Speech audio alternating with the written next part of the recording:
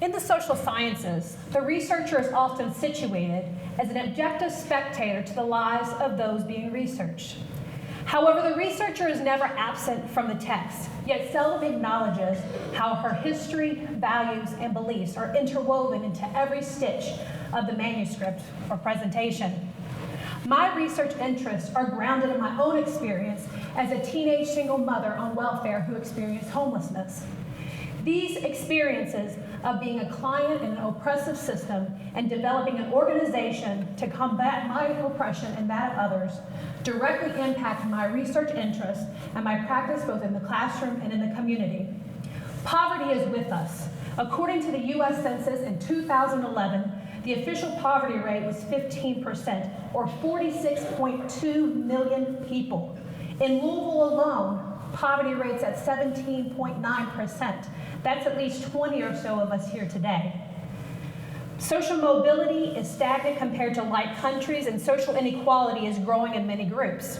Yet human rights offers us a framework from which poor and working class people can organize for rights in the United States. The Universal Declaration of Human Rights, written in 1948 by the United Nations, outlines 30 non-binding directives. Divided into different types of rights, poor people's groups from around the United States are embracing an economic human rights framework because it offers a legitimate and moral framework through the United Nations. Creating a common vision, the use of human rights framework draws in others who would be dismissive of a welfare rights agenda from poor peoples, given the prevailing media images and predominant ideologies of poverty in the United States. These human rights, Article 23, 25, and 26, outline what we see as a need in the U.S.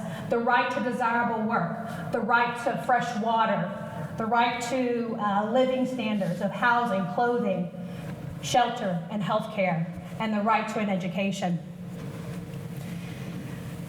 Women in Transition formed in 1998, and I am one of the co-facilitators or co-organizers of Women in Transition. Women in Transition in Louisville is a grassroots organization run by and for poor people, working to ensure economic human rights for all. The key phrases there, grassroots organization. So not a top-down model or not a model in which people get engaged and help support poor people, but run by and for poor people. And what we know historically is when significant social change has happened, it's happened because people who are most directly affected by the social issue were at the forefront of creating change. We can remember the civil rights movement. We can talk about the first, second, third wave feminist movement. We can talk about the queer movement. But it's always been those who are most directly impacted that have led that change. And that's why it's so important for poor people to be leading the change around poor people's issues. We can conceptualize WIT's work in three areas. Education, or support, education, and organizing. Through support, informal social ties are developed. These informal social ties serve two purposes. One is to affirm the dignity and importance of all community members.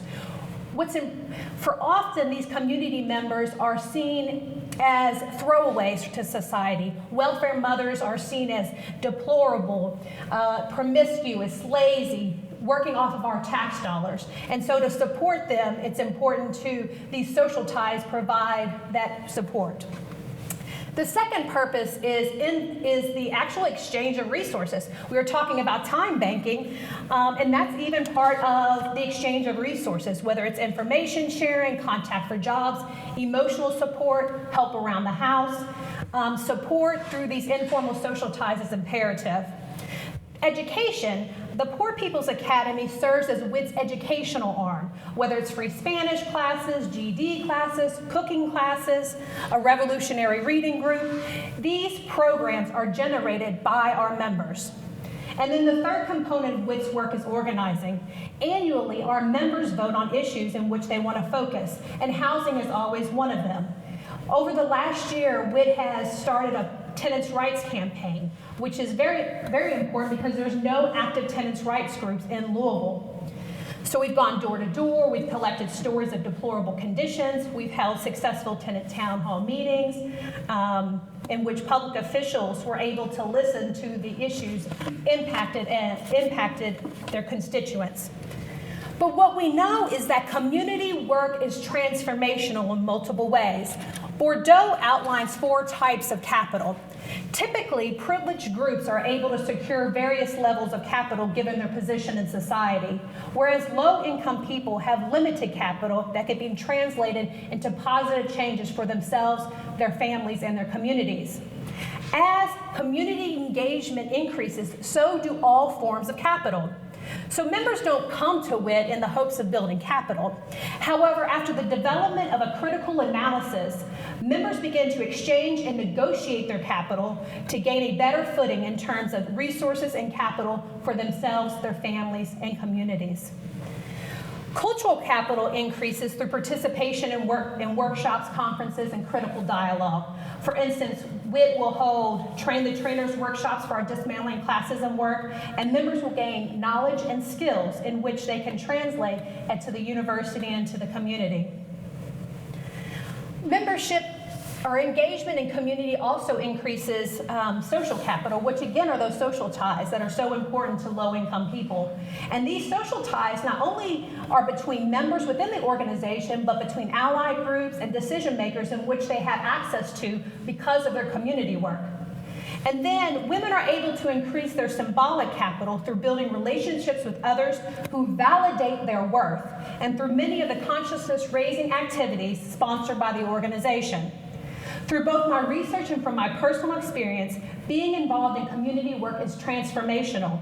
For poor women who have minimal capital, their engagement in community is life-changing. As we say at WIT, get witty.